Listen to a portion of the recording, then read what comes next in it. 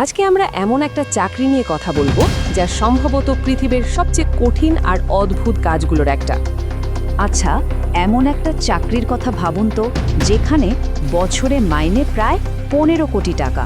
হ্যাঁ, ঠিকই শুনছেন। কিন্তু কাজটা যতটা সহজ শোনায়, এর পেছনের গল্পটা সে একেবারে অন্যরকম, অবিশ্বাস্য আর কঠিন। দেখুন, একদিকে যেমন বিশাল মাইনে, কোনো বসের ঝামেলা নেই, আর একদম নিজের মতো করে চলার স্বাধীনতা, ঠিক তার উল্টো পিঠেই আছে পদে পদে বিপদ। মানে একেবারে একা থাকতে হবে, ভয়ঙ্কর সব সামুদ্রিক ঝড়ের মোকাবেলা করতে হবে, আর প্রতিটা মুহূর্তে মনে হবে যেন মৃত্যু আশেপাশে ঘুরছে। তো প্রশ্নটা হচ্ছে, এত ঝুঁকি, এত বিপদ, তারপরে ওই চাকরিটা টিকে আছে কেন? এমন কি কাজ যার জন্য এত টাকা দিতেও রাজি সবাই? চলুন তাহলে এই অসম্ভব পেশাটার একদম ভেতরে ঢোকা যাক। একজন লাইট হাউস কিপার বা বাতিঘর রক্ষকের কাজটা কি জানেন? লিস্টটা শুনলে অবাক হবেন। 1, আলোটা যেন সবসময় জ্বলে তা দেখা। 2, কোনো সমস্যা হলে খবর দেওয়া। আর 3 নম্বরটা সবচেয়ে জরুরি, যেভাবেই হোক বেঁচে থাকা।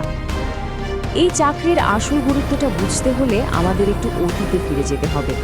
এমন একটা সময়ে যখন নাবিকদের কাছে সমুদ্রের নামা মানে ছিল, আচ্ছা, অনেকটা যেন এক অন্ধকার ভয়ঙ্কর এক গহ্বরে ঝাঁপ দেওয়ার মতো।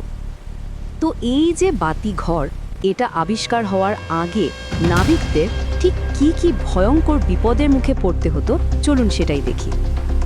ধরুন ক্যাপ্টেন মারিয়াসের কথা। উনি ছিলেন খুবই দক্ষ একজন নাবিক, কিন্তু একদিন কি হলো, গভীর রাতে মিশমিশে কালো অন্ধকারে তার জাহাজটা সজোরে ধাক্কা খেল পানির নিচে লুকিয়ে থাকা একটা পাথরের সাথে। আর তার ফল, জাহাজের অবস্থা একেবারে শোচনীয়।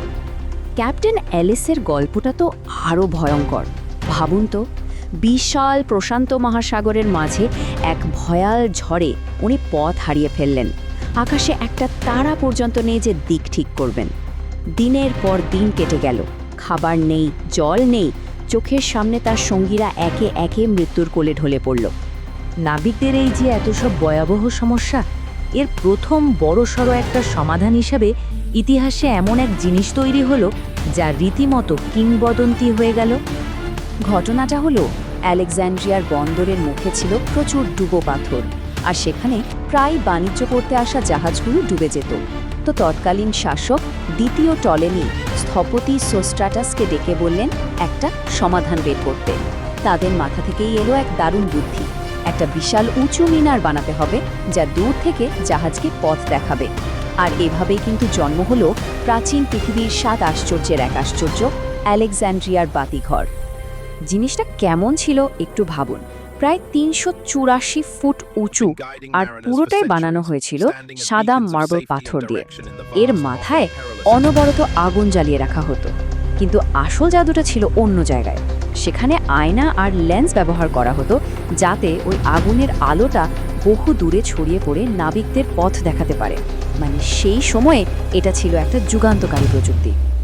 তো আলেকজান্দ্রিয়ার এই বাতিঘরের আইডিয়াটা সারা বিশ্বে ছড়িয়ে পড়ল। কিন্তু আসল চ্যালেঞ্জটা ছিল আলো নিয়ে। এই প্রযুক্তিকে আরও উন্নত করার দরকার ছিল। একেবারে শুরুর দিকে তো কাঠ বা কয়লার আগুন, মোমবাতি, তেলের ল্যাম্প এসবই চলতো। এরপর যখন ইলেকট্রিক বাল্ব এলো, তখন একটা সমস্যা ছিল। এই আলোগুলোর জোর বেশি ছিল না, মানে রশ্মিগুলো খুব বেশি দূরে যেতে পারত না। আসল যে বিপ্লবটা ঘটল, সেটা এনেছিলেন এক ফরাসি বিজ্ঞানী, অগাস্টিন জিন ফ্রেসনেল। উনি এমন এক লেন্স ডিজাইন করলেন যা ছিল এক কথায় অসাধারণ। এই লেন্সটা চারদিকে ছড়িয়ে থাকা আলোকে ধরে সেগুলোকে একসাথে করে একটা মাত্র শক্তিশালী রশ্মিতে পরিণত করত, আর সেই রশ্মি বহু দূর পর্যন্ত চলে যেত। এই ফ্রেসনেল লেন্সের আবিষ্কারটা বাতিঘরকে যেন এক নতুন জীবন দিল। সমুদ্রযাত্রা হয়ে উঠল আগের চেয়ে অনেক অনেক বেশি নিরাপদ। আর মজার ব্যাপার হলো, আজও কিন্তু পৃথিবীর প্রায় সব বাতিঘরে এই একই লেন্স ব্যবহার করা হয়। তো এতক্ষণে আমরা ইতিহাস আর প্রযুক্তি নিয়ে তো জানলাম, এবার চলুন আবার সেই মানুষটার কাছে ফিরে যাই, যিনি এই সব কিছুর কেন্দ্রবিন্দুতে একা দাঁড়িয়ে থাকেন। একজন বাতিঘর রক্ষকের জীবনের মূল মন্ত্র একটাই, যাই হয়ে যাক আলোটা নিভতে দেওয়া যাবে না। এই ছোট্ট একটা লাইনের পেছনে যে কি বিশাল এক দায়িত্বের বোঝা লুকিয়ে আছে তা হয়তো কল্পনাও করা কঠিন। ভেবে দেখুন, দিনের পর দিন, মাসের পর মাস, একদম একা, সভ্য দুনিয়া থেকে সম্পূর্ণ বিচ্ছিন্ন, আর প্রতি মুহূর্তে মৃত্যুর ভয়।